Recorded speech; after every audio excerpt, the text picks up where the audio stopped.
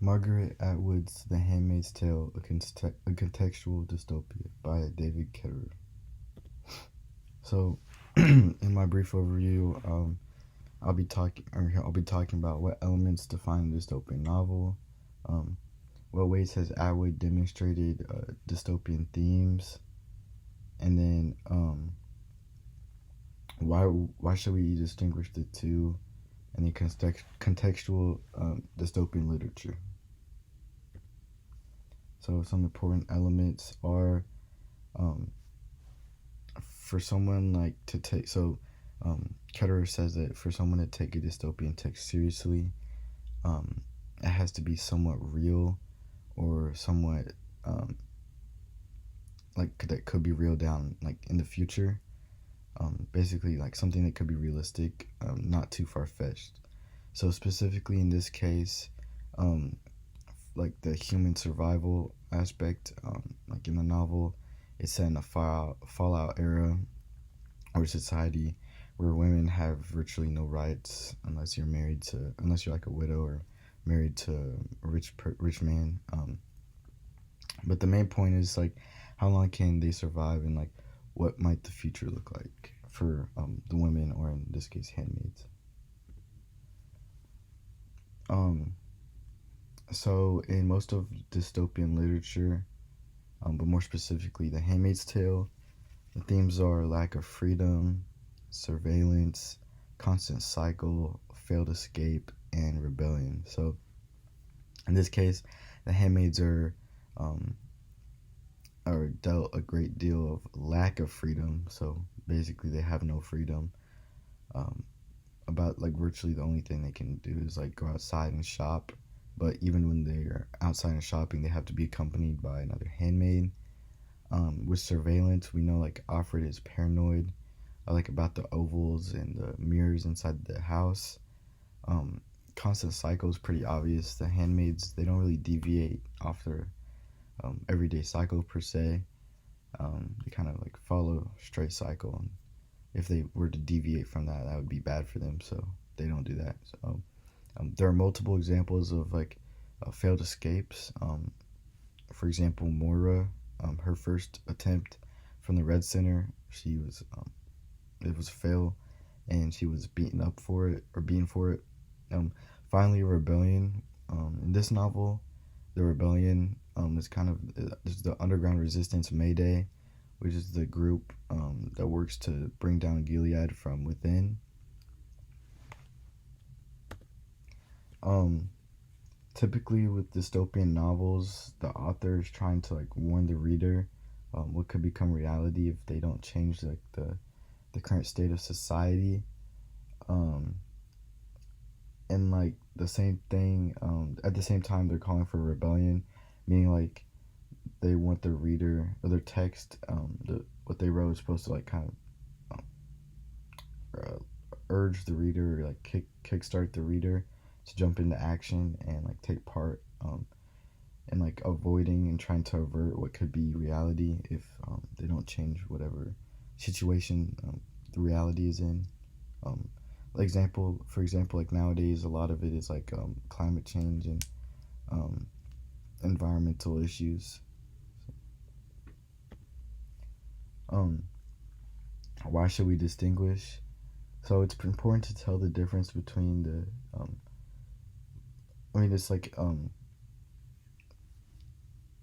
it's important to like distinguish the two, because like after all, between the regular traditional dystopia and contextual dystopia, after all, Alfred notes that context is all, context is all, which means like context is everything.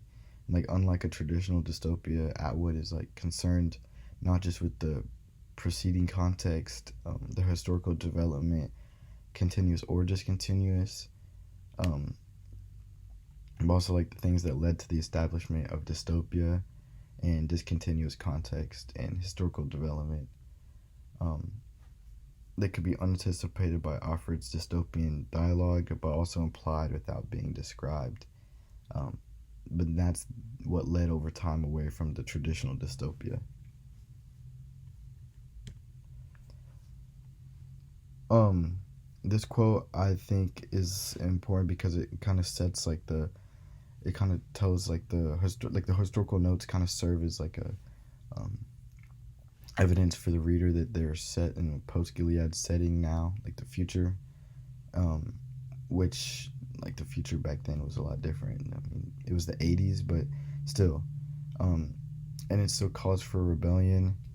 Um, and the notes imply that like um, the Atwood could have not just like they cannot have just intended The Handmaid's Tale to be like a typical dystopian, and not with a warning or like a rebellion. Yeah. Oh, also, the Handmaid's Tale is also not. It's not similar to George Orwell's 1984. It has different themes, but also it's George Orwell's is like complete dystopia and complete government rule. Where in some cases, like in Handmaid's Tale, the Gilead could be seen as like a social extreme and not a government regime. But that's just like another perspective from it.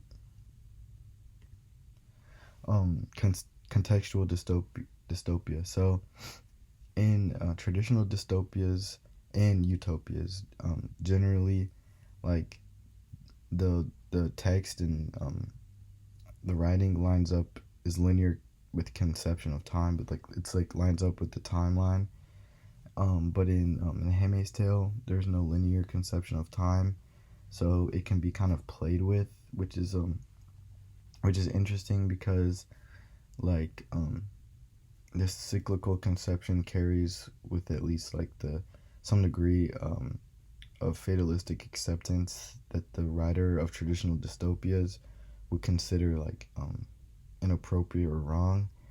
Atwood's vision of historical change in The Handmaid's Tale um, seems to allow for both a series of like pendulum swings um, among the effects of the cyclical process, and possibly pendulum swings are like subsumed by or like incorporated into a cyclical history. It's also important and interesting to like note that um, in regard with like the sequence of like or like the titles of chapters, it kind of imitates like the cycle of night, so like death, freedom, and then vice versa with day, like birth and imprisonment. Um, and I think that's just like a nod to like the idea of like the pendulum and the time and time conception within this novel. Um, so this is an important quote because it's the last one where quotations are used. So this is kind of this is demonstrating how you might have noticed it when reading it, but this is demonstrating how Offred can be an unreliable narrator. As oftentimes, like when she's thinking of a conversation or dialogue that happened, um, there's no quotation marks, which implies that she's trying to reconstruct what happened in her mind, but it might not always be 100% accurate. Um, and it just kind of reinforces that Offred could be an unreliable narrator at some point. So I'm not saying the whole time she's an unreliable narrator, but in some instances she could be seen as an unreliable narrator. For my conclusion, this is definitely 100% a dystopian novel. It contains all the elements that are required. Um, it is unusual dystopian text because it is, as Ketterer proclaimed, a contextual dystopian. And that just kind of means that context plays a very important role in the novel. And there's a manipulated timeline, which is also important to note which is another important thing to note when thinking about contextual dystopia. And Offred could be seen as an unreliable narrator in some instances. Thank you.